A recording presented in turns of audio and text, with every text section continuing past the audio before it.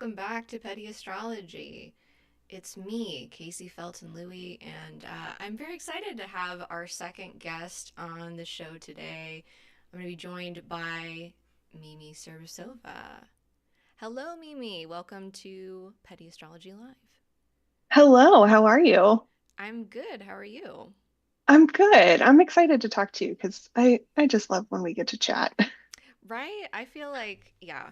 I mean, honestly, when we recorded the episode of the show, I probably we that could have been a 2-3 parter, I'm sure. I know. Yeah. It's easy for us to just chat and keep it Yeah, keep it a conversation going. right. And there was so much that we could have covered that I mean, like you know so much about finance. Let's for people that maybe are just stopping by or have never seen either of us before, can you tell us about what it is that you do? Yeah, so I am a certified financial education instructor, which is basically a fancy term or a fancy certification to say that I teach people about money. And my special area of interest is helping folks who are, kind of financial scaredy cats to fix their finances without losing their humanity and to focus on how they can heal their relationship with money so it's not such an overwhelming thing, which is Yeah. really hard in our society. Oh my gosh, it is so hard. I mean, it's honestly it's hard for me and, as an astrologer, I never claim to like have everything. I don't have every answer by any means. I'm a lot better at supporting other people through their money issues and their hangups about money than I am with dealing with my own hangups about money, which is something I'm working on. But given the Yeah. astrology right now, as of June 9th, so very recently, we have Jupiter in Cancer.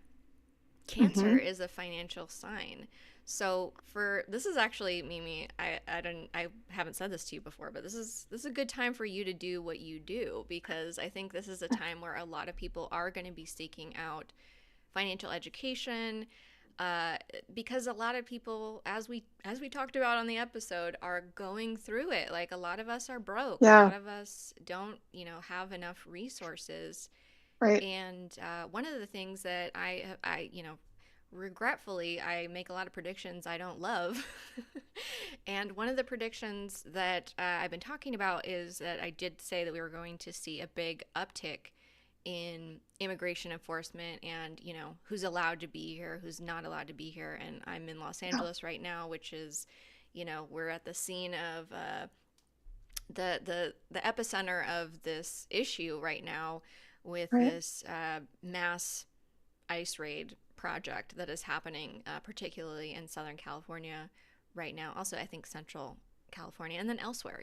This is something Right. that is happening nationwide, and not only is it going to impact the people that are being detained, often illegally, and their family situation, of course, will be directly impacted by that. But even for those of us who, feel safe and out of the line of fire, at least right now, this is going to impact a lot of things because our Yeah. food system is really based on migrant labor, which is Hmm. interesting. Donald Trump, Donald, as I've decided just to start referring to him as Donald. So moving forward, y'all know who I mean. So Donald today, he said that he needs to pull back on enforcing this project because it's hurting farmers who they have some nice people that have worked for them for 20 years, and he doesn't. It's like he's so close to getting the point, but he's so committed to just like being an evil sack of shit that Yeah.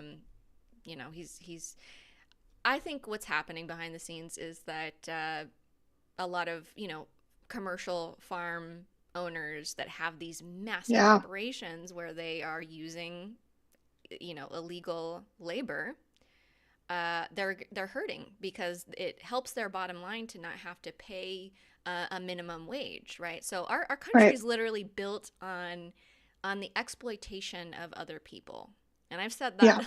in a lot of different ways, but this year is, I think, is when the American people are going to start feeling that, because a lot of people are being detained, abducted, deported, right?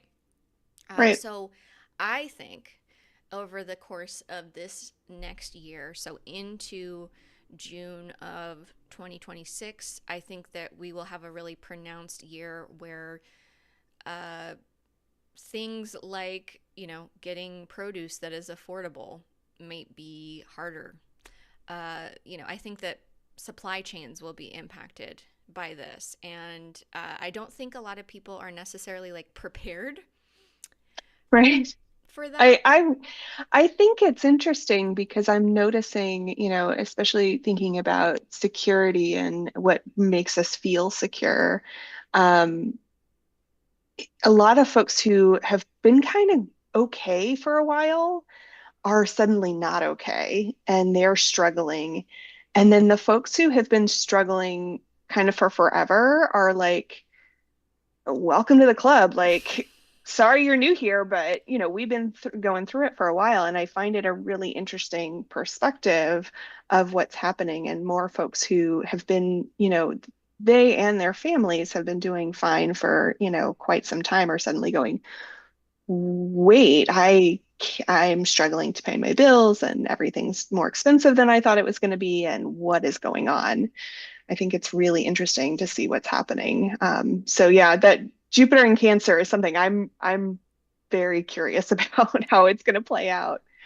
Yeah, I think we're going to see a lot of focus on economic issues, right? We've just come off Mhm. of, it's not even really resolved. The tariff issue is still very like up and down. Mhm. We have maybe never, I don't know, maybe never had a more clear picture of the economic divide in this country. There's people that are Yeah. doing fine, they make enough money, they have enough extra where no matter what the political situation is, they're going to be fine. Those are not the people that I'm ever talking to.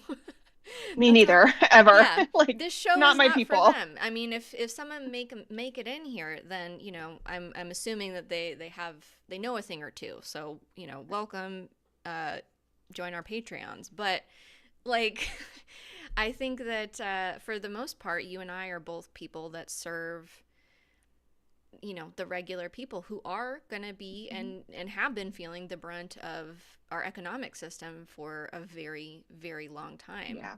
well Yeah. A before lot. Trump. Yeah, a lot of folks who never fully recovered after, 2008. And, that's my family included, like never really truly Yeah. got, you know, significantly better after that point. Yes, absolutely. And for those who are maybe newer to astrology, should point out that 2008 was the beginning of Pluto in Capricorn. That was the last kind of Mhm. major financial Yeah. crisis that we had in this country. I would argue that we've been sort of in a state of crisis since then, it seems. I would say it started well before then. I think Pluto in Capricorn just revealed Yeah. it didn't do anything new. It just showed us what was happening. I wanted to just say hello, welcome to our audience, our live studio audience here. We've got One Galactic Mushroom, we've got Shelby, we've got Astro Mac. Wonderful to see y'all in the chat. Yeah, Pluto and Capricorn, boo, boo. Remember that when we all met back then. Fuck that. Yeah. Shelby said this tariff crisis is going to give me a heart attack. Yeah, I'm so sorry that it is impacting a lot of people, and I think it's a global economy issue. And what's wild too, Agreed. and Mimi can certainly speak to this way more than I can, uh, but as the world has become more globalized, our economy has become more globalized. So when you have a major player like the United States fucking around the way that Donald has been, this is going to have global impacts, and we import a lot of stuff. So, for example, like maintaining this horrible tariff rate on China makes absolutely no economic sense and is going to impact not only the American economy but the global economy. Yeah, for sure. And I am really fascinated with how long we think certain economic policies have been in place, and they really haven't been. Like Hmm. the way our economy operates and runs changes a lot more than people realize. And I think it's changing significantly right now. And something I've been thinking a lot about is how are the kind of ways that we operate within the economy through our personal finances, how is that going to shift and change as the economy shifts and changes? Because I think we're going to have to make some adjustments. I just don't know that we know what that looks like yet. Hmm. Um, and that's really a hard thing for me as a financial educator to say, okay, the economy has changed, but the rules of personal finance haven't really changed. And yet, no one's getting paid more. Like people are not getting paid more. They're not, a lot of folks have experienced more job loss. Even even the way that we count jobs doesn't really work for today's economy, right? So, for instance, by some measures, I would be considered underemployed. By other measures, I'd be considered fully employed. It's like it just kind of how do you measure things in the economy as it continues to move and shift? And I think it's going to be even more important that we ask those questions of like, well, how are we measuring things? What is the metric that we're operating by? Because I don't know that those measurements are working anymore. No, and it's funny that you say that because I have a feeling that that played a lot into our last presidential election. I do think that, you know, we've got two parties in this country that are really viable at this moment. We have Republicans who do not care about the regular person's economic needs, though they will pretend like this, the big beautiful bill, it is a big tax break for the ultra wealthy and it will actually be burdensome to the rest of us. But they'll say it's not. So we already know the Republicans are that way, right? And then we've got the Democrats who have been telling us, the Biden economy was so good, right? We were being gaslit by this party that was telling us that things were better because the stock market looked good. And so a lot of the measuring of things like unemployment, poverty lines, things like that, are political tools and they are not actually reflective. Like I could tell you, I don't think, I'm 34. In my entire life, I have ever seen people who are intelligent, who have all the degrees and all of the, certifications, struggling so much just to get like decent employment. Just Yeah, decent, not even like what they deserve or even approaching that, right. just like enough to squeak by. And Yeah, enough this to feed and clothe themselves and, keep a roof over their head, halfway decent roof over their head. that's Yes. the situation that I'm seeing, and the jobs Yeah. numbers are not reflective of that. And I honestly think it's because there's so many people that have been unemployed for so long that they have, kind of given up, or they are, they don't meet the qualifications. There's pretty limiting qualifications for you to be technically unemployed in those Right. numbers. I have a feeling those numbers are leaving a lot of people out. Yeah, absolutely. And it's kind of scary to think about how, again, when we measure different things, what is it that we're trying to get to? And I think that's the hard part, especially for I was a member of the Democratic Party for a long time because I live in a closed primary state. So, Yeah. if I want to vote, significantly vote in, local, especially primary elections, it's hard if you are not one of the two-party system people. But it's fascinating to me how often they, have pounded this drum of, well, the stock market's doing so great. And I'm like, and are people doing okay? Because I can Yeah. tell you, at least talking with my clients, that a lot of folks are not doing okay. Yeah, Right. maybe their 401k has gone up if their employer gives them access to one, but there are plenty of people who don't have access to retirement benefits. They don't have access to, um, you know, stock options and all those things that, the people who already are making plenty of money have access to. So, you know, it doesn't really matter if the stock market goes up if you're not even able to access that particular resource. So, Yeah. Yeah, it's one of the things that I said about 2025 is that zooming out, looking at this year, I felt that this year was the year that the class war, which I think has been going on for longer than we've Long been time. alive.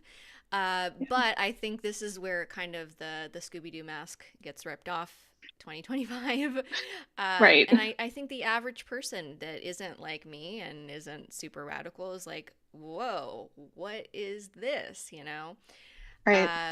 And I think that that's kind of where we're at this year. And I think that's why we're having a hot summer. It's part of why we're having a hot summer. and and it's interesting too because the last, big uprising that we had in the United States was the George Floyd protests early in the COVID pandemic, when a lot of people were out of work for one reason or another. And here we are again with a lot of people struggling with employment. And suddenly people are being radicalized by their own experience, by the things Yeah. that they're watching, and they have enough time to politically participate, maybe in ways that Right. they haven't before. So, dangerous combination for those those in power. But I think that the measuring all these different measurements and the game that we're playing, I really hope that the average person understands that this is a class divide, and the Democrats and the Republicans are unfortunately both on the upper class divide on this one. And that is, I think, partly why the election went the way that it did, because the Democrats were like, yeah, but Biden, they wouldn't criticize Biden. They wouldn't talk about the Right. economy, the reality of our experiences, probably because it was irrelevant to, the party leaders. But I think that that cost tremendously in this last election. And I Yeah. know, I know some people are still saying that it's all illegitimate, and I've been maintaining until I see some evidence of such things. I'm going to go off of what we know, and I do think it makes sense that a lot of people didn't vote, or they voted for change, Right. which is not, it wasn't a good change, but I think that that's what it came down to. I do think the economic measurements and the way that we talk about the economy in our mainstream political world had an impact, a major impact on this. So I do think that this is going to shape our politics, especially here in the United States for the next year, but globally. I think globally there is going to unfortunately be a lot of economic focus because there's a lot of economic pain. Right. Shelby in our chat said a 55% tariff is going to disrupt the entire economy. Everything is imported either in whole or in pieces. Yep, Right. that's the situation. And so these decisions are going to cost tremendously. I think that we are kind of in a situation where if you can make your money independently, we're seeing tons and tons of layoffs in the United States. A lot of people are losing their jobs, and obviously, a lot of government workers have lost their jobs because of this administration. So, Yeah. a lot of people are going through it, which doesn't make it any easier. It doesn't make it feel any better. But at the same time, I try to repeat this as much as possible because, as I'm sure you know, Mimi, like when we struggle financially as Americans, especially, I do think that the psychology of that struggle is designed to make us feel like it's our fault. Oh, we're explicitly told by capitalism that it's our fault if Yeah. we are not doing well. I mean, we are explicitly told, if you have failed, it is a personal failing if you are not making enough money to pay your bills. Um, and which is crazy it's insane to me, like that's the narrative. But it makes sense, because if you are absorbing that message and you're saying to yourself, well, I didn't do enough, or I just didn't work hard enough, or whatever that, internalized capitalism is, it's a lot easier for you to not pay attention to the people who are making decisions that are causing you to have that suffering and that challenge. And don't get me wrong, I mean, For sure, we're all, making independent individual financial choices every day, big and small, but, we're all operating within the world of a capitalist system. And so none of our individual independent actions are done in a vacuum. We're all trying to, make choices financially that make sense day to day, week to week, year to year. And when the water that you're swimming in changes, and I think of it like, if I were a little fish in a fish tank and, I'm going about my life every single day and the, water in the fish tank is getting more and more and more and algae in it, my life is going to change whether I make, a difference in whether I swim to the top of the tank or the bottom of the tank. It doesn't matter. So I feel like we keep having these conversations about individual personal finance choices and not talking enough about making those choices within a bigger context. Yeah, absolutely. I think we might be getting there collectively. I think over this next year. I think because so many Yeah, people are finally seeing the mechanics of the system not work for not only right. them, but so many other people. So, I understand. I speak very carefully about money because I never want to Yeah, be insulting or diminishing of people's situations because money is a very yeah, real ingredient to survival, and I never want to diminish that. absolutely.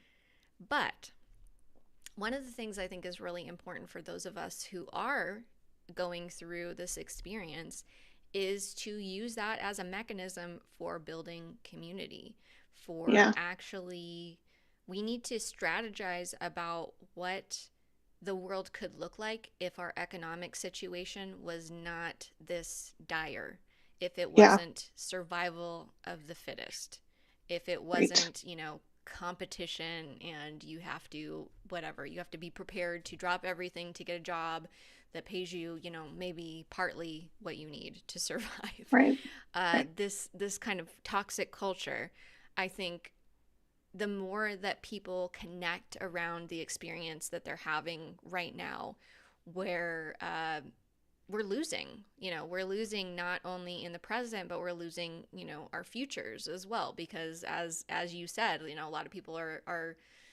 don't have 401ks. I don't have a 401k. Like, there are a lot of us that are in this really precarious situation. And so to me, and from an astrological perspective, the thing that we should be doing right now is looking around and seeing what these common issues are, talking to the people that are also having these issues, educating each other, and connecting to actually form things like cooperative business, Yeah, supporting each other's businesses instead of, paying for a big box store or somebody who maybe isn't as aligned with you to choose to right. spend your money with. Um, we need people to have a lot more independence from the corporations and the big players, I think, that are making their economy be what it is. Yeah, Essentially, like, I think we really need to start looking at an alternative economy in a agreed. big And way. I think, we also need to be really careful about the things that we're repeating without really critically thinking about it. One of the things I hear quite often is people are like, oh, Social Security is going to be gone. There's not going to be anything left. And I'm just, the phrase that I hear that gets me that really freaks me out, honestly, is the number of people my age and younger who are like, Mm-hmm. oh, my retirement plan is to just like off myself, or, it's, I'm going to work till I die. Yeah. And I understand that line of thinking, but number one, if you look at the actuarial tables for the Social Security fund, now, mind you, things could change. I'm not saying this is a guarantee, Right. but when you look at the actual data, we're probably somebody like myself, I'm, 37. I'm probably only going to get 70% of the benefit that I am supposed to be getting. Again, I'm not necessarily personally banking on that being the thing that's going to hold me up in my old age, but I'm also not counting it completely out either. It's kind of Right. like we gotta, and so I really want to be careful that we're not repeating this thing of like, oh, Social Security is going to completely go away. It's not going to exist for me. I'm not even going to, I'm just going to continue to repeat this narrative because it's a lot easier for those in power to take it away if we keep saying, oh, it's just going to go away. I'm not going to have it when I'm old. Because then you're not surprised if they do. And that is a critical piece. Because again, how many people our age are not able to save for retirement, not able to save for old age? And let's also keep in mind that Social Security, it isn't just for retirement. There's Social Security disability benefits. There's like it.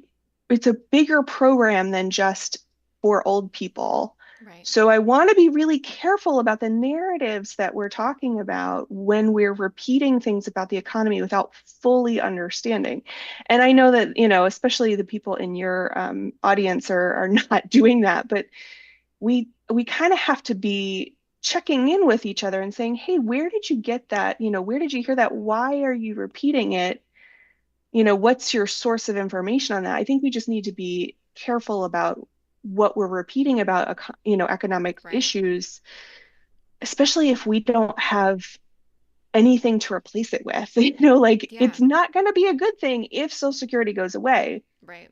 Well, and also when we kind of repeat these narratives that are just sort of out there, we're doing a lot of the political legwork. I think that the people that are trying to get rid of, they're trying to privatize Social Security or get rid of it in some way because they're conservative and that's what they want to do, right? Um, but I think right now, something that I think everybody's noticed, probably don't need me to say it, is that we are in a sort of post truth world. And that's not to say that there is no such thing as the truth, but as we have seen just this week alone, the narrative around something is almost just as important or maybe even more important than what actually occurs. And I Right. think that for the Sagittarius full moon this week, I think that was a big theme for Donald. That Yeah. this was, he did a lot to create a certain narrative, and it's been very effective because there's tons of people online cheering on this cleanup that he has posited that he's doing for Los Angeles because it's such a hellhole here all the time, right? So I think when we look more critically at what we're actually like buying, whether it's just we're buying it in our head, we're repeating it, I think we should look more at the impact of how that information being repeated and shared is actually kind of creating a reality of sorts. This Right. is all very woo woo stuff, but it is Right. actually uh, really applicable to this particular situation. It's Mhm. people are creating realities by just the things that they're saying, and for plenty of people, that is enough. Right. Right. And I think it's hard enough to fight back against, narratives that are untrue or that are, unhelpful, um, especially if we don't have the opportunity to give people hope for I observe how hopeless a lot of folks feel. And, especially when they're coming to me and they're talking about their financial challenges, and it can feel especially, hopeless if you are dealing, look at the uncertainty with the student loan crisis and how much, information has changed and shifted. And, Yeah. so many people are getting really bad information from folks who do not know what they're talking about when it comes to, student loans. And even myself, that is not my area of expertise. There are other people that I am like, please go follow this person, go listen to what they're saying, that you need to get the right information.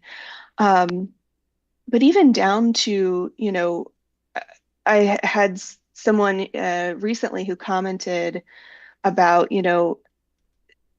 essentially they were getting kind of bullied about how much they spend on groceries, and I'm like, hold on, time out. Like, that person has an ulterior motive.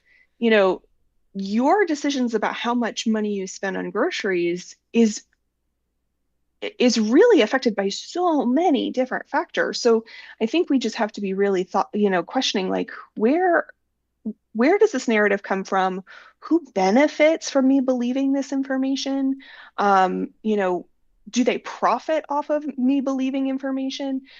Um, so I think it's important to do that. And we also have to start creating a new narrative about what the possibilities are, because I think folks really do need to see that this is not how things have to end. Like the Right. reality that we're in now does not have to be what it is Mm. in the future. So I get really nervous when folks are just, kind of in the doom and gloom and not able to kind of lift their heads and go, what if? Yeah. Well, this Because is it's kind of a yeah, perfect topic because we're still kind of I think we're still in the end of the full moon energy right now. yeah, But Sagittarius full moon, a big part of that is examining these kind of narratives that you're holding up, that you're giving power to, right? Because mm, those actually do shape our experience of life. So that was kind of what I was getting at with this full moon is like if you are yeah, looking around at the world right now and you think done, dusted, you're telling me that the story's over, that you know the ending. yeah, And that's cutting off the future in a certain sense. You're putting a big line and saying, like, well, that's where the right, story ends. No social security, blah, blah, blah, you know. right, And what we need right now is to be cultivating the opposite of that. We need opening. We need to right, open the possibilities for what is possible right now. And I know because things feel very chaotic that a lot of people might not be doing that. But what I'm telling you, as the astrologer, as the person who is zooming out and zooming in and zooming back out and zooming in, which is kind of what my brain does all day long, guys, all day, zooming in, zooming out, is that there is so much opportunity in the chaos that we're experiencing right now because what we're experiencing is the fact that these systems were never designed for human thriving, you know, where this was not a human centered economic system that was designed. It was right, people who had advantages, continuing those advantages, and right, continuing to keep as many of, you know, probably a lot of our ancestors in poverty as they could, right? Now we're yeah, here. Now yeah, we're here because when you're poor and you're hungry, you're a lot easier to control. yeah, And you will take the cheap jobs and you will take the crappy health care and you will be too disempowered to fight back. And that's really the goal. And I'm using very stark yeah, terms because we're in very stark times. And I want us to see that the hope is not lost. In fact, we need people to be on the forefront here, creating and imagining better futures for us because they're possible. What yeah, what we need to realize is that they're only possible if we start inhabiting that space energetically, right? If we start bringing the energy of the future into this moment because it is here. And so we just need to realize that we're in a collective project and we are all shaping like sculptors the future, right? So yeah, if we take our hands away and we say, "Oh, it's all done and decided and dusted and hopeless," then it is, right. right? So It's kind of it's the same way with, even in our own personal financial lives. Like if I believed that, I'm destined to be poor, I'm mm-hmm, destined to not earn very much money, that's just that my lot in life, that's gonna be probably be true. mm-hmm, Um, and I think it's like we have to start analyzing these narratives in our own minds about our own selves and our own value as human beings, and start questioning, what is it that I want to believe? Do I really want to believe that, I'm going to be poor forever? Do I really want to believe that, um, I have to struggle in order to survive?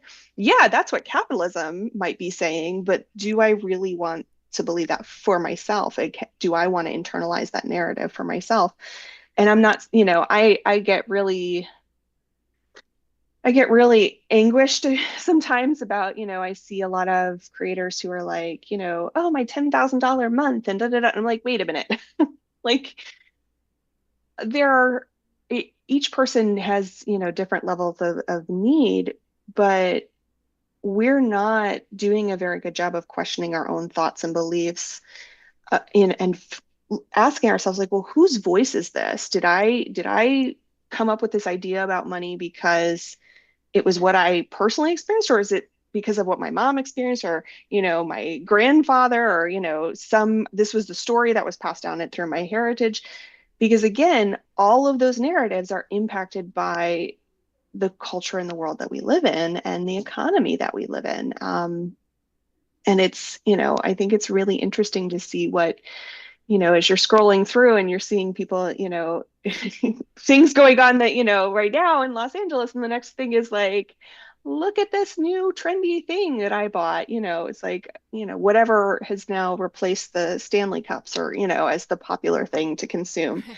It's just The yeah, which I still don't, I'm like, wait a minute. I feel like I'm back in like Furby and Beanie Baby era. Like, what is happening? But I think that part of feeling hope for the bigger picture is also feeling that there's hope for ourselves. Mhm. And that's something I really try to instill in folks, is like, you're worthy and deserving regardless of how much income you have and how much savings you have or how much debt you have. Like, Yeah, you're a human being and that's enough. absolutely. Um, And that's what I try to remind people about this time period is that your job is to stay alive. yes. You Yeah. know, like I say often, if it keeps you on this side of the dirt, it is worth the money. right. Exactly. That's great. I think that I would love for people that are really struggling right now and maybe having to take on debt to survive this moment. I would never encourage people. I think debt can be enormously stressful. So I would never encourage people to just do it, just, go for it and see what Right. happens. But in terms of your survival, I would say take on zero guilt about taking on debt to survive. Yeah. Debt I, is morally neutral. There is no yes, morality to debt. It does not make you good, bad, right, or wrong. It does not right. make you smart or stupid. And let's be honest, like, there are a lot of very, very, very wealthy people in the world that use debt to their advantage. Absolutely. Well, and it's funny that as I said that, uh, the Bible, which I don't reference much here, but is very clear about debtors. Yeah. Those the people that accumulate money from loaning people money. Like Hmm. there's a lot of judgment biblically for people that are profiting, and just like Right. a lot of negative portrayals of debt collectors, right? And so the morality, if you're going to our Christian forefathers that apparently wanted this country to be the most Christian land in the whole wide world, and that's why we're here doing all this BS right now. They were very clear about debtors being the issue, not the people that were accumulating the debt to survive, Right. right? Like, uh, Right. just if we wanted to get real old school with it. But that speaking Yeah. of, one of the things that I had wanted to discuss with you today was, when we look at financial education in the US, there are some people's names that come up a lot, Yeah. and I have never I have never been somebody who wanted to read a book about money, okay? I've just never been that person. I'm not that person. I'm so thankful that there are people that will read the books and do the homework because I don't Yeah. it's not easy for me to go down that road, right? But I Right. know people that are those people. And I started hearing like, oh, Dave Ramsey, like da da da, told me to do this, and then I started looking into it, and I was like, this something's not right here. And then I looked into it, and I was like, Christian propaganda. Yeah. It's funny that you bring up Ramsey in particular, because I know at one point in my life, I have this vague memory of like trying to read one of his books. And I think I got through the first chapter and I remember throwing the book across the room and being like, I am done. Like, no, thank you. If this is what it means to like be good with money, no, thank you.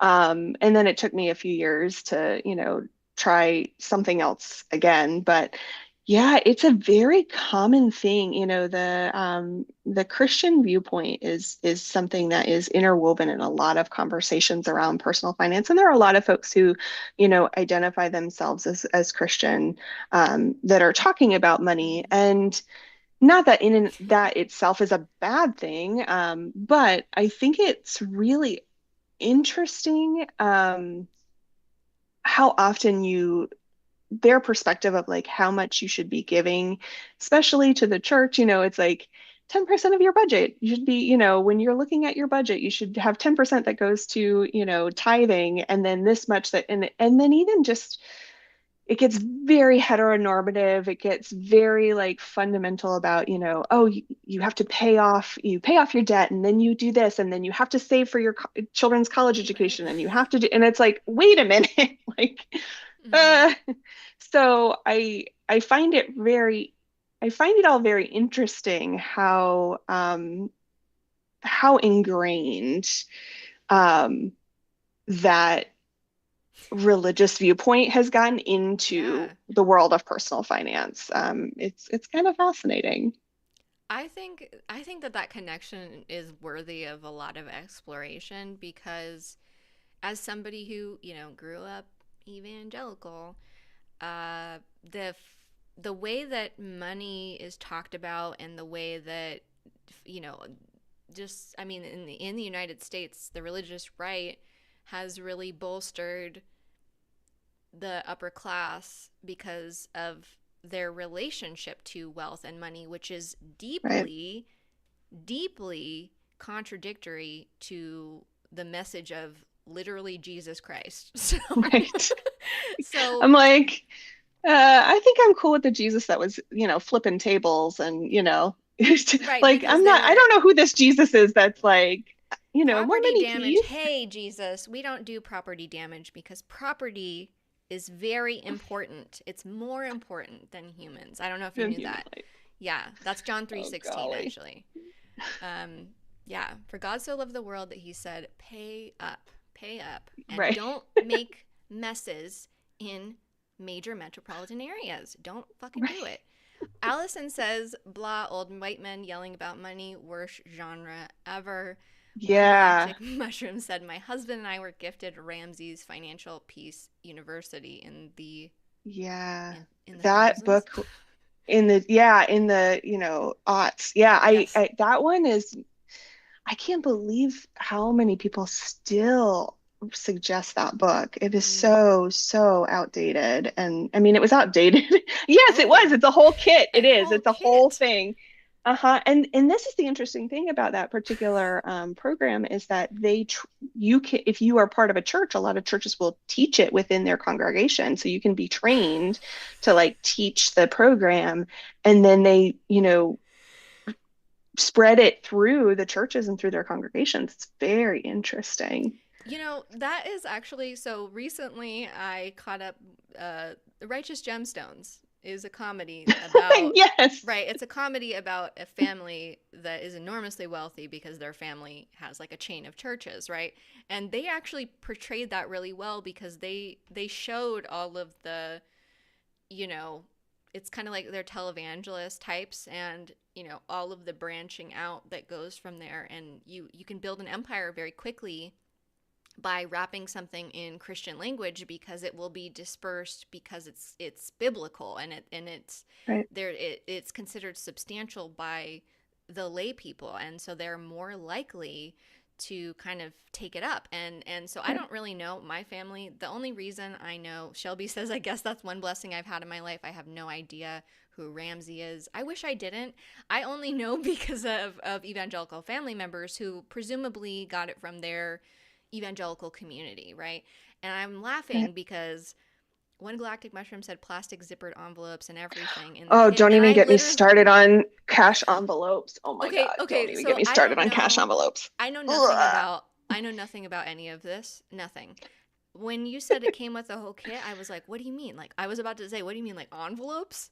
And then it Yeah, was envelopes. it is envelopes. Yeah, and I laugh at the cash envelopes because I'm like, clearly no one has ever like if you live in a community where your cash couldn't like your purse is not going to get stolen or you're not going to, you're not like who is Yeah, carrying around that much cash? And also like have you been places lately? You can't just like pay cash. A right. lot of places are, like card Which is only or tap or like, which is they're completely classist. cashless. It is completely classist. By the way, if you Completely are a business classist. owner and you're out, you have some kind of physical place where people can come to, something to know is that you're making it less accessible for regular people And if you not put just cash like from away. a class standpoint, but from when we're talking about natural Surveillance. disasters, which Oh yeah. we're experiencing more of. I Yes. mean, when we experience hurricane season, that is one thing that they recommend is make sure you Mhm. have cash because if the payment systems go down That's so and you true. don't have electricity and you need to get gas for your generator, the only way you're going to get gas for your generator is with cash. Totally. That's a great point. Yeah, that's a great point. And so But you don't yeah, want to this is have thousands of of dollars in course. your purse in Yes. envelopes. Oh my Well, maybe God. if you get the Dave Ramsey special envelopes, that won't happen to Oh, you. The Lord will bless you. Uh, oh gosh, that's yeah. Allison said, I'm completely unaware of the religious connection and now I'm more horrified. And, that's funny because when I first heard about this person, I just thought he was a guy, like I had no clue. And then I just am a suspicious person. And so I kind of kept an ear out and Yeah. I sort of figured it out. But I think a lot of people kind of don't know. No, and I will say, Dave Ramsey is he is one example. You can fall down the Dave Ramsey rabbit hole. Trust me, it is a fascinating rabbit hole, but he is one part of this larger prosperity gospel movement that has really taken a strong hold. And I find it a fascinating thing because it is the same thing as capitalism, where it's like if you are not, if you pray enough, if you do all the right things, God will bless you and you will get, rewarded financially. You will have all of your needs met. You will, be showered with abundance. And then if that doesn't happen, the narrative then is, well, there's some kind of sin that you're still holding on to or that's still on your heart, or, you're just not praying enough, or you're not doing enough, or you're not tithing enough, right? So it's very interesting. And you know, this was when my mom was still probably in elementary school. My grandfather had gone to someone, a financial advisor, and they said, looking at his accounts, and they're like, you're tithing and so much money to the church that you're not No. able to cover your basic needs. Like you are not, the Yeah. reason you're struggling is because you're giving so much to church. And he's like, but you're supposed to do Yeah. 10% like of what Yeah. you take home. And Yeah. when that's the demand and the expectation, of course people are going to be, and like, let's be honest, if the guideline is 10% to your church to tithe or whatever, and then you're supposed to do another 10% or 15% for your retirement. Now we've already chopped off a huge chunk of your take home pay. What is left after you pay the bills, if you can pay your bills? And then, you're supposed to also put extra into, and like, wait a minute, something's not right here. Like, Yeah. I think it's really interesting, this idea of prosperity gospel. And, and just to be clear, like, both of my parents are Christian, and they're very private about their faith. They're very, Mm. like when I I remember when I said in high school something to the effect of well, I think I'm agnostic, and my mom got quiet for a second and she said, well, more Jesus for me. And that was that. Like it was not a big thing. And I so love that. I think it's really interesting coming from that viewpoint, Hmm. um, to see how much the religious, indoctrination and the way that people were raised within churches it bleeds into their money mindsets, whether they realize it or not. It definitely impacts the way that they relate to money, the way that they think about money, the way they think about earning their own worth, on how much they can, gosh, the number of people who are like, I can't I can't ask for a raise, or I can't, negotiate more salary, or, and it particularly impacts people who were raised female, because if you even look at the ways that folks talk about in our culture, what is wasteful spending, oftentimes it's things that are identified as feminine expenses that are considered wasteful. So it's like it's all these Mm-hmm. things kind of wrapped up, and I I I am like, oh my goodness gracious, this is so this is a huge onion It's to a peel lot. back. It's It's a a lot. lot. It's Yeah. such a big part of where we are right now as a country and unfortunately as a planet because of the position of the United States. So I actually think this is very worthwhile to understand for people, especially for people that didn't grow up with this, because it is Mhm. dominating the political Yeah. and economic situation in the Yeah. world, unfortunately. Shelby says, prosperity gospel goes far past just monetary. I had made a friend who got diagnosed the same time that I did, so we were going through treatment together, and she was convinced that God healed her because she was a good Christian, not the surgery, chemo, and radiation. Yeah, that's kind of what it comes down to, is because the way, the lens that a lot of these evangelical Christians, uh, the way that they kind of approach everything is that it's God's will or not, and Right. everything is really God's will. So it leaves a lot of room for people to come to those types of conclusions, even though if you kind of put it blatantly, some people might be like, well, that's not how I think. But um, it does seem to show in a lot of the choices and the behaviors and the politics, and it's really scary because given the situation, like I said, I literally am describing the situation as an all-out class war. That means that there are people that are enormously wealthy and powerful that are exploiting other people.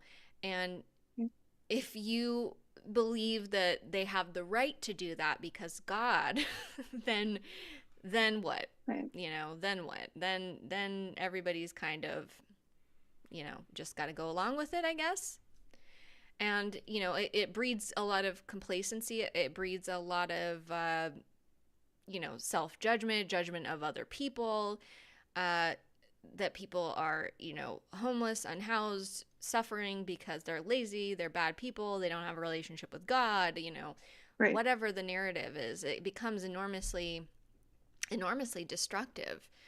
Shelby said the amount of labor she does for the church is absurd. That's the other thing, is a lot of these people are they themselves are being exploited in a lot of Yeah. situations for free Yeah. labor. And since we're here on an astrology podcast, I want to just point out that a lot of spiritual spaces will exploit people for their labor as well. That was an experience that I myself Yeah. had not too long ago. And there are people that will say that their mission is good and they're enlightened, and they see the value in you, and oh, you could just help us and no big deal. And then you find yourself, giving your life energy away to an Right. institution that is Right. exploiting you, that could pay you and chooses not to. Yeah. And money is meant to be what we get in exchange for our life energy. If we're Exactly. putting effort and energy into something, we should be compensated for it, because Mm-hmm. when money comes in exchange for our life energy, we put it back out into the world, and it goes on to help and benefit other people, especially if we are spending it in our local economies.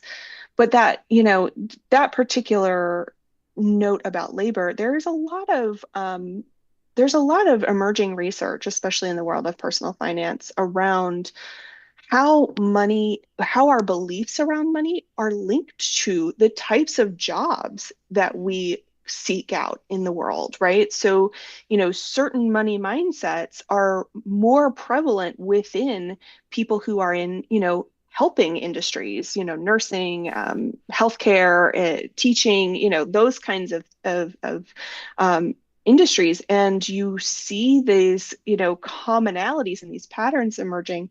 And I think that can be linked back to how we're raised and how we are brought up, especially if we are brought up in a certain culture or religion or faith or whatever it is. So, it is very fascinating to see, if you're told your whole life your value is in these certain things, you're more likely to pursue jobs that might be paying you less. And that sucks. Like, why are we putting the most value on, industries and jobs that may not necessarily have a lot of social benefit, and then less paying people who do high social benefit, jobs the least. So it's very Right. fascinating to me, how we play that out. But yeah, I am familiar with the being voluntold for things, Yes. because an organization wants you to. Right. And I really do think that, I mean, I think, we're talking a lot of the times talking about mutual aid. And Right. it's a very different thing, like, than Yeah. giving to Because an institution. And the difference, I think, there is that when it comes to mutual aid, it is about mutuality, right? So Hmm. if you are in a bad position and I'm helping you out, have, um, we have created a community and created a culture that is, if I'm in a bad place, someone is going to be able to support me in that moment of need, right? Yes. And it's not even necessarily about need. That's even a whole other conversation about Hmm. what is need, and that is a conversation in the world of personal finance. I want to die. The entire idea of needs versus wants needs to be completely thrown out the window, because what one person needs is going to look like a want to someone else, and it's totally subjective, Yeah. and it makes me crazy. We all have certain basic needs. We all need food, we all need clothing, we all need shelter, right? There are certain basics. But beyond that, we Yeah. have to have some better conversations around this idea of needs versus wants. And I am so tired of people being shamed and being told that something that they truly need is, oh, that's a want. You don't really need that. Right. Says Yeah. who? It's also personal and, like, individual too, because So we individual. don't all have the same needs. Like, we just don't. Right. And I think that's one of the beautiful things about mutual aid is everyone has something to give, and the value of what you give matters. It's not about, your value being more, capitalism has this idea of like putting value labels, especially monetary value labels, on everything. And mutual aid is like, someone has to run the meeting and someone has to bring the cookies, and both are important. Absolutely. And when we have different needs, it becomes easier to engage in mutual aid because, maybe I have this loaf of bread, but I have celiac disease, so I don't need it. Right. And so I can give it to somebody else. You know what I mean? Like, things like that, Yeah. where me not having a certain need and you having that need actually can pair very well Right. together. Um, I wanted to go back a little bit to our conversation about hopelessness, because I do think that that is something that I see a lot and really Yeah, concerns I'm me, sure you do. especially with younger people who should be excited about life and understandably are looking at the situation in the world and feeling a lot of uncertainty, a lot of hopelessness. And so how have you, just in your life, or maybe even in your work, how do you begin, like, approaching this conversation around hopelessness, because it is, like, I'd Yeah. say, so pervasive right now? Yeah. My question is always, who profits off of you feeling that way? It's a great question. Because if I am hopeless, if I don't feel like there's anything, to benefit, just thinking about my life as a structure, right? So Mm, if I don't believe that there's any hope in the future for our climate, why make an effort to recycle or to, consume less or to reuse or to reduce my consumption?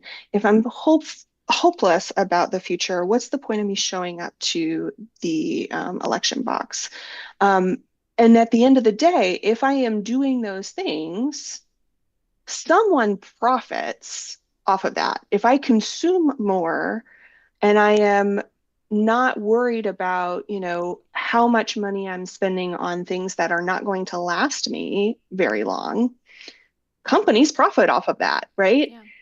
And I also think it's important to recognize that when we don't have hope for the future, we actually are a lot easier to control. Um, and it's a lot easier for, if I'm like, well, this is just how it is, it's hard to, it's hard for me to fight back Yeah. if, as my rights are being taken away and as, opportunities are being taken away.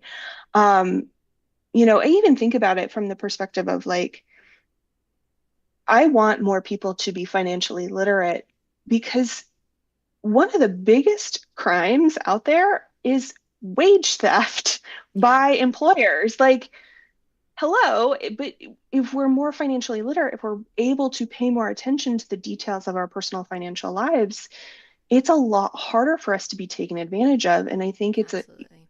it, when you're hopeless, you are not paying close attention. You're not, making choices for yourself that will benefit you both in the present and in the future. So we're seeing an uptick of folks who are kind of FOMOing their way through life right now because they don't see a future for themselves. They're like, well, I might as well live it up Right.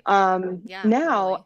And I'm like, and what if it all works out? Like, what if you live to 85? What if you know, need medical care when you're in your 60s?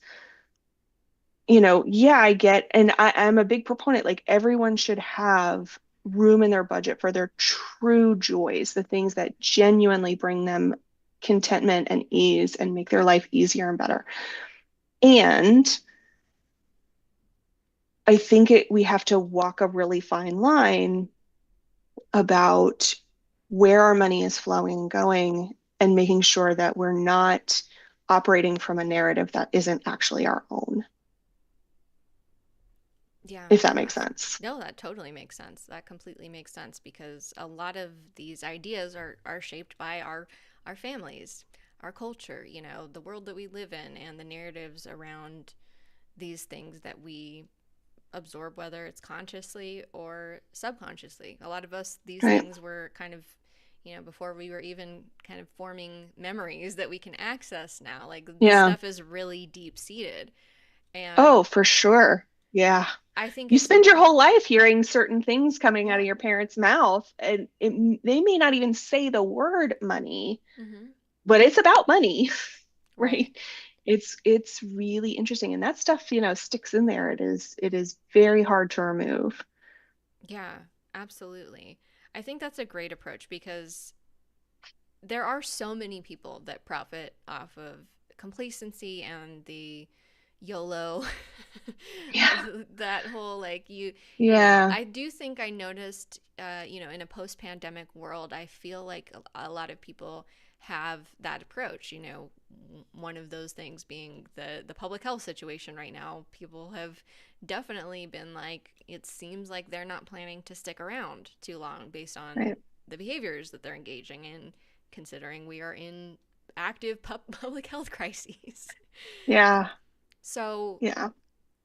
it's very hard to watch people take themselves out of the equation so much and uh, downplay, I think, their own ability to kind of like determine their future in some sense. And, you know, Yeah. which is just so sad. And I hope Yeah. that if nothing else, this past week with this Sag full moon has just at least shown Yeah. people that it is important to have a vision for the future because other people do.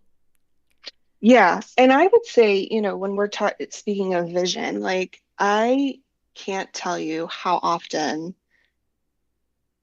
I talk to somebody and I'm like, well, what is your vision for the life that you want to have and how money fits into that? Like, let's talk about what it is and they have no idea. They're like, I don't know, I don't know what I want. And that's okay. But Hmm. what happens is, let's talk about housing as an example.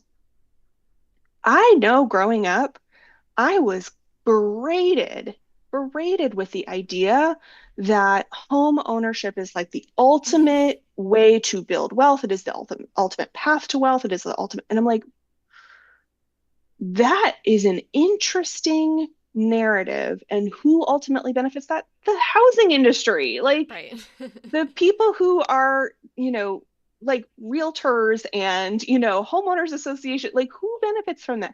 And so, you know, when we look at that desire for people to own homes, and again, it's so ingrained. It's been a question that I've been really asking myself is like, do I want a home because I actually want a home or because I was told that I'm supposed to want a home, right? And that's a hard thing to think about, but we have to sort of ask ourselves, and ultimately what I want isn't a home or a house. I want a I want to be in an area where my kids can go to a school that I know is a decent school. I want to be able to have my kids, future children be able to run around in the front or backyards, and be able to be safe. When we're really talking, and I think this goes back to that Cancer energy, it's like ultimately, I just want to feel safe. I just want Right. to feel secure. Hmm. And when I look around me, I'm in a condo. I feel really safe and secure here. Yeah. Do I really need to buy a house that I may or may not be able to afford just because somebody told me that that's how we get to safety and security? Right.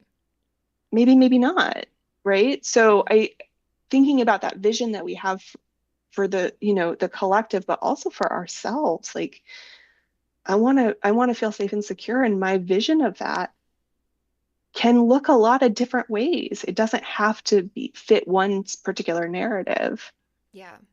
It's interesting listening to you talk and thinking back to your astrology chart. You do have a very like psychological approach to finance, which I is do. you have that you've got that Scorpio Mars and the Scorpio Pluto very close together in that Yeah. seventh house. And I just hearing you talk, I wonder if like is that something that you just kind of landed on, or was that something that just kind of naturally happened for you?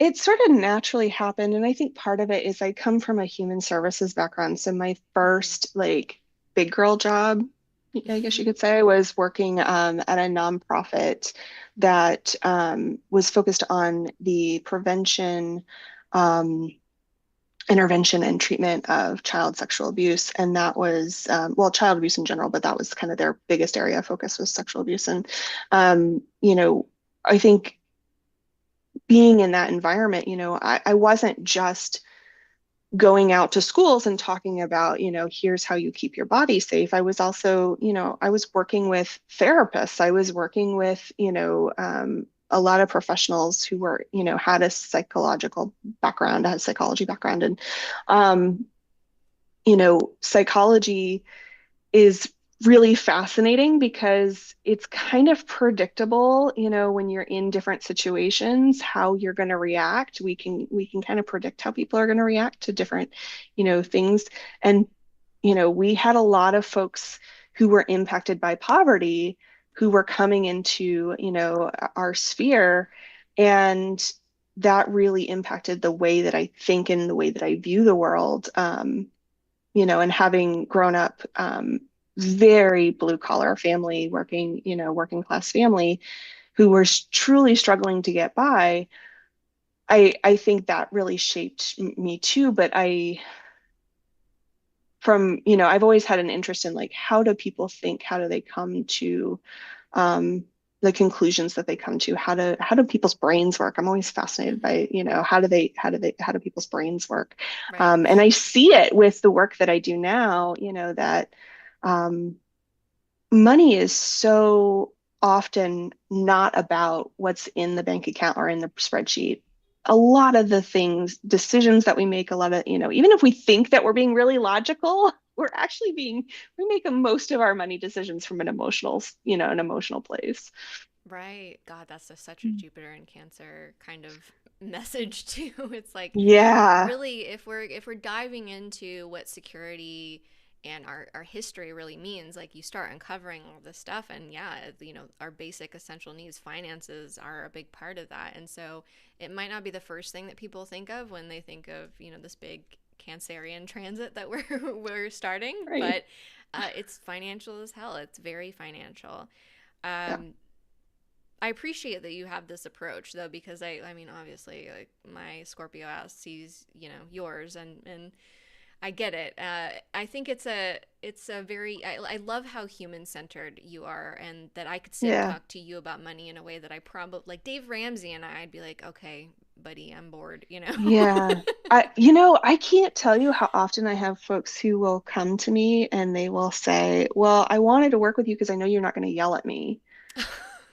Like, why would I yell at you? Like, I have no, like, you're not in trouble here. Like, nobody's going to get in trouble. You're not, That's so nobody's got sad. a score, you're not getting graded on this. Like, God, I that's so really sad. genuinely care about the quality of your life because Yeah. to me, it's so much more about well-being than well-doing. Like, Yeah. if you are not doing well as a human, it doesn't matter how much I talk to you about, Roth IRAs or high Yeah. yield savings accounts or any of that crap, it's not going to go in if you're not well. And, I like to see people as whole people. And I feel like that's something we kind of forget sometimes in the world of personal finance, and that community is we forget people are just people. Yeah. I mean, I think that like for me, I think that that should be really at the heart of everything, and I think that's one of the Yeah. tasks of Pluto and Aquarius is we're seeing right now like where is your humanity? Where is your relationship to humanity? The Yeah. universe is showing us plate after plate after plate like what are you going to do? What are you going to do? What are you going to do Yeah. now? Does human life have value to you or not? Does it Right. have value to you or not? And so Yeah. I do think that over the course of the next couple of decades, I do think that's part of what we're seeing is that human life does have value, that we are all Yeah. connected, and so viewing each other as full human beings, no matter what Yeah. industry that you're in, is going to be something that is valuable, useful, and potentially like world changing and world defining as we go forward. Right. So And keep that in even mind. on that, yeah, and even on that subject, kind of circle back to, Yeah. what we measure. Like, I would love to see an economy that is based on measuring how well people are doing as people. Like, how is their health? How are they, going from, job to job and what that looks like. And, Yeah. I think if we started measuring based on people's quality of life, our economy would radically change. And, and to be honest, that's what I get excited about. Like, I would love to see people coming in to my world from a place of like, I'm excited. I see a potential, I see a possibility, and I want to learn so that I can take advantage of this opportunity that I've been given. Like, that would be amazing. And, because right now a lot of the conversation is, do I file bankruptcy or do I go and try to get, credit counseling? What do I do? Yeah.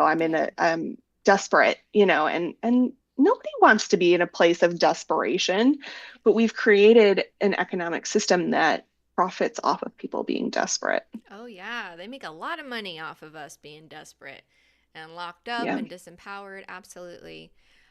One galactic mushroom said, love this convo as a Venusian, and I'm really happy to hear Mm. that. I wanted to open it up to those in our chat. If you have questions Yeah. for Mimi especially, because y'all Yeah. have Mimi Cirbusova in the chat tonight. So And I'll do my let's best to answer your questions. yeah, I yeah. do want to touch on something because I saw Mm, Shelby by the Shore commented something about, whenever I pay off my debt, my credit score goes down.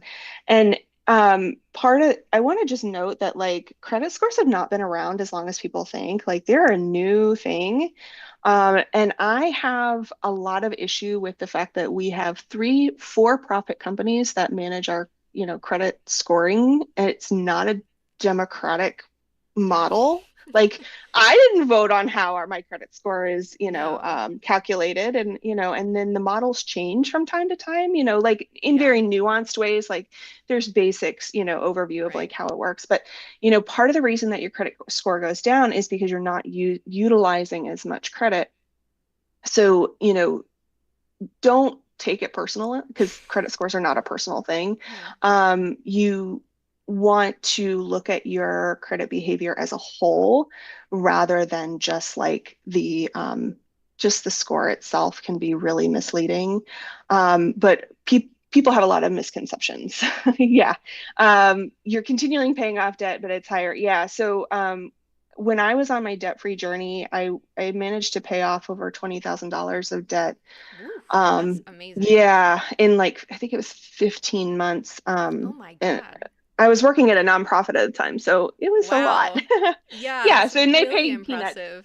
But while I was in the process of doing that, my credit score did go down, and then it would go up, and then it would go down. And what was interesting is when I started, after I became debt free and I paid off, all that, I used my credit like a debit card. Basically, I would not put any money on it um, until, unless I knew that I was going to be able to pay it off.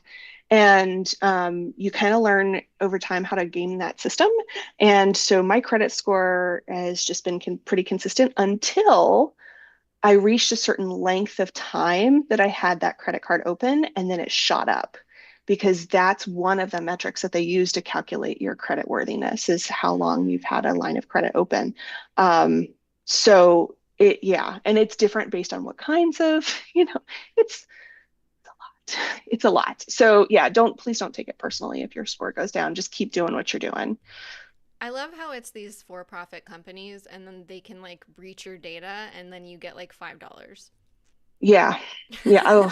Oh. Yeah. Oh, and on that topic, if you have not frozen your credit, please, like, if you do nothing else when it comes to your personal finances, please freeze your credit. It will protect you in so many ways, and it's not complicated. I helped my 88-year-old grandmother freeze her credit through all three credit bureaus, and it took literally 30 minutes to do. And that is with helping her figure out her phone and to do the step two-factor authorization or whatever through her phone. So if we can do it in 30 minutes with my 88-year-old grandmother, I promise it will not take you that long. I Um, hate doing stuff like that. Hate it, hate it. I actually saw somebody on TikTok. This was way back when this was all starting. Said that people should go do that, and they were like, "Hey, if you have ADHD and you haven't done this yet, I'm just here to tell you I also have ADHD, and it doesn't take that long." And I was like, "That was the video that did it for me." It's like, okay, yeah. another And ADHD person said it was fine. So, yeah, and there's it's interesting too because there are a lot of things about the way that our banking and our, just how different systems work that are not neurodivergent friendly. And if yeah, someone can figure out a way to make it, because I also, my degree, my background, my educational background is in education, so teaching people. And one of the core things that we learned is like when you make adaptations for, neurodivergence or for disabilities or whatever it is, often those adaptations that you make to your lesson plan benefit the kids who are, typical kids. They actually are, they benefit everybody.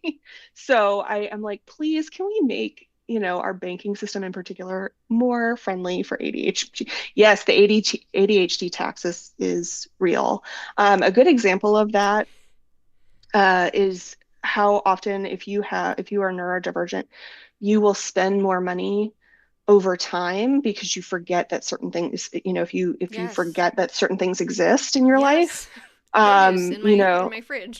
yes, if it's not visual, and that's even something that I work on with my clients is how do we make things easier on yourself so that you're not overspending in Yeah, certain categories. And I don't hear a lot of folks talking about that, I know. And unfortunately. I love how like holistic your approach feels to finance. Like you Thank really you. feel like if and I have referred people to you, but if Oh, I thank had you. a financial issue, like you would be the person that I would go to, not only Oh, because I thanks. know that you know what you're talking about, but because of the way that you just know what you're talking about, but you have, like I said, a very human centered approach, very Yeah. I've never been confused by the way that you explain things. I Oh, think you thank you. just bring it all down to ground level, which I really appreciate, and I think is like much needed Thank in you. this space. So I really appreciate it. Shelby Yeah. says I have to store everything in one layer. Nothing can be behind something else. Yeah, I think that's why Yeah. ADHD people, we have a lot of piles and things.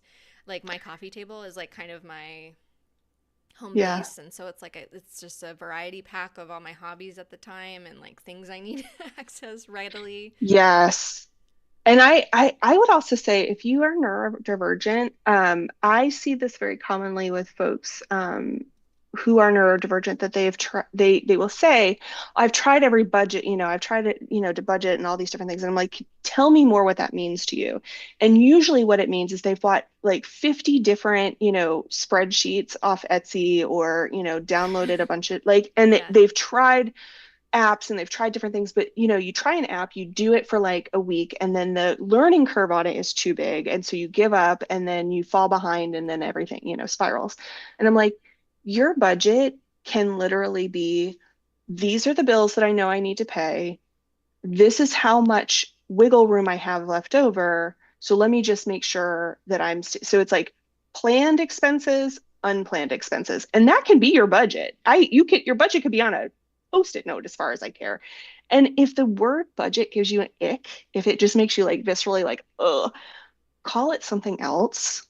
Just call it something else. Like if it makes you feel, all a budget is a plan for where your money is going and flowing. That's it. right. That's it. You can It's call it not, Ted if you want. yeah, like really ultimately, a lot of people are like, oh, the no budget or you don't have to have it. And like every time I dig into what they're talking about, I'm like, it's a budget. It's a budget. And there's different budgeting methods based on like your personality, the way your brain Yeah. works. Like it doesn't have to be all the same thing. Yeah, YNAB, which stands for You Need a Budget. It's a common app, is a Oh, really great thing. With the caveat, I will say, you need to understand if you're going to get the YNAB system. One, you do have to pay for it. Most people who pay for it love it and say it's totally worth it. You also have to recognize that there is a learning curve. It takes time to get accustomed to, but once you learn it, it's great. And they have a lot of tutorials. This is not an advertisement for them. Please, no, it's not. I have just had a lot of people who've had success with it. The other thing about it is that it is based on a zero budget method.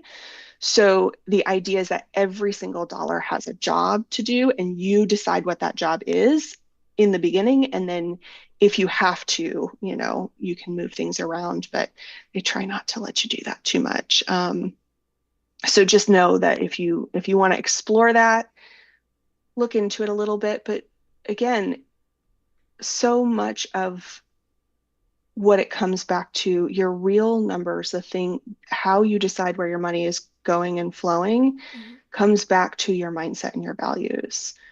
You know, what you believe about money, what is important to you is gonna show up in the way that your money is spent and what it goes to. So, you know, I know a lot of times folks will come to me after a really bad bout of like depression or a long period of illness, and they're like, my finances are a mess. I'm a mess. And I'm like, wait a minute. We got to reframe this because you're not a mess.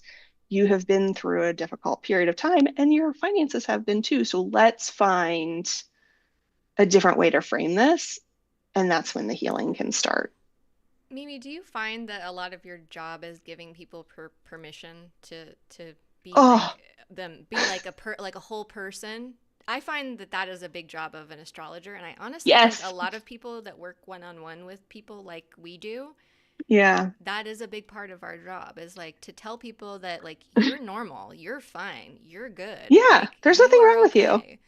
It's Hmm. sad. It's kind of sad how common, like, I mean, I'm more, that's a blessing to be able to do with Yeah. somebody and just be like, you are a whole person. You do deserve respect and dignity. And Yeah. the dreams and hopes you have for your life are totally valuable and you should go for it. Like, that's a blessing to be able to do. But it Yeah. is sad to me that so many people come in to get services, to get help. Wonderful Yeah. thing to do. I think it's an act of love for yourself, I think, to Oh, for go out of sure. your way to meet with an astrologer, meet with a financial educator, meet with, somebody that is there to help you improve your quality of life, ideally. Yeah. unless Yeah. they're unless they're just some schmuck, then Right. who Yeah. knows. But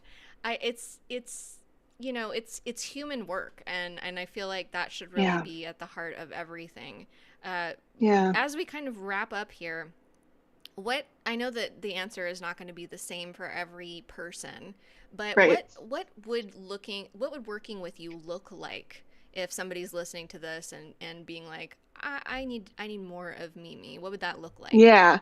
So my suggestion is start with all my free stuff. And I know that that sounds counterintuitive to what a lot of people would say, but please start with my free stuff. I have a lot of resources on my website, free resources. I also have my podcast, and I have a free newsletter. Like, there's a lot of good free stuff that I put. I put a lot of information out there.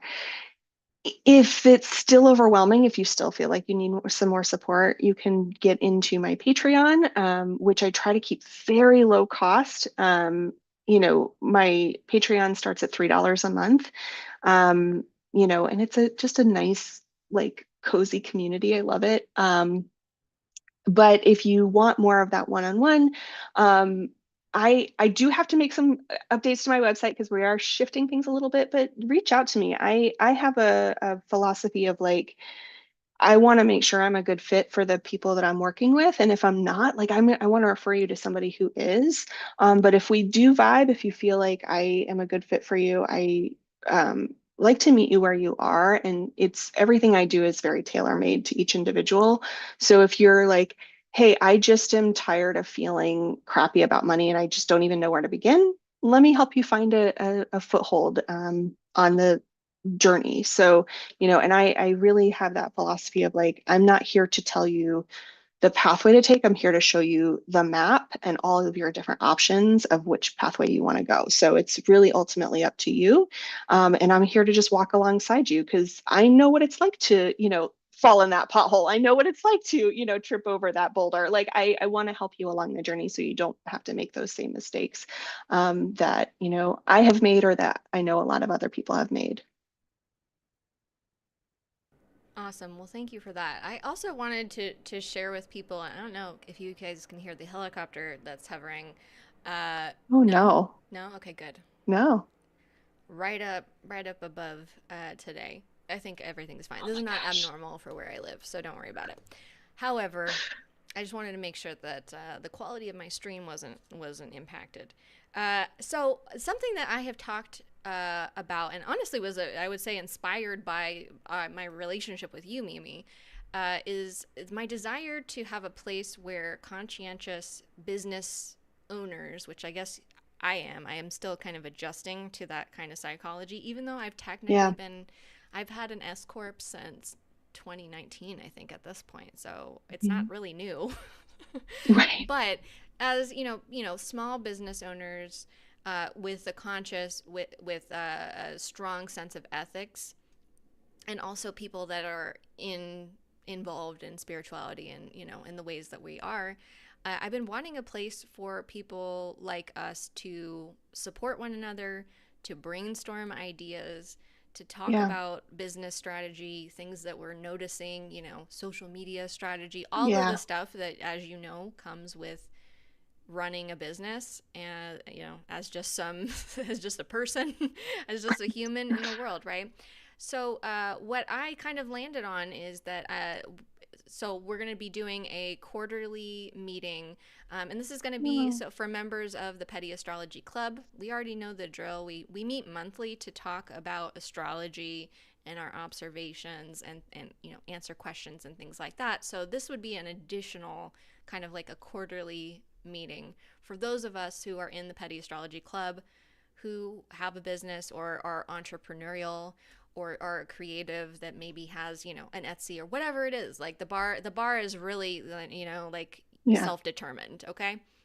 But If if you you make money for yourself. exactly, and you might benefit from a group of people to do that strategizing with. Yeah. So that is going to be something that I think we might start in Cancer season. I think it might be the Ah, time. So if you are at all interested in that and you're not already in Petty Astrology Club, I would say this would be a great time to join. And if you're seeing yeah. this in the future, come check us out. This is all on Patreon. So patreon.com Yeah. slash Kaycee Felton-Lui. That's my name. And we're going to do quarterly meetings, and we're going to go from there. But as a place where we can, everything is spiritual. That's the big secret. If you didn't know already, everything is spiritual, and that includes, how we make a living, how we how Oh we my run our gosh. Yeah. businesses. So I'm very excited to be offering this, and do something that I've been talking to you about. I've been like, how am I going to do it? How am I going to do it? So that's how we're going to do it. We're going to start with that, Yay. and yeah, and so we'll get started this summer, and we'll make it a quarterly thing. So that's that. If you aren't already in Patreon, you can join for free. Mimi, do It's you an have? amazing, amazing Patreon. Thank you so much. Amazing. I Yeah, love your Patreon. I love your thank you. community. Like the petty astrology community is amazing. The Thank vibes are just immaculate. I love I it. I have to agree. I have to agree. Honestly, and as I'm sure you know, things have been very challenging to be a small business owner. I would say 2025 Yeah. is the hardest year I've ever had as a business owner, Same. entrepreneurial type. Yeah. 2025 has been really rough.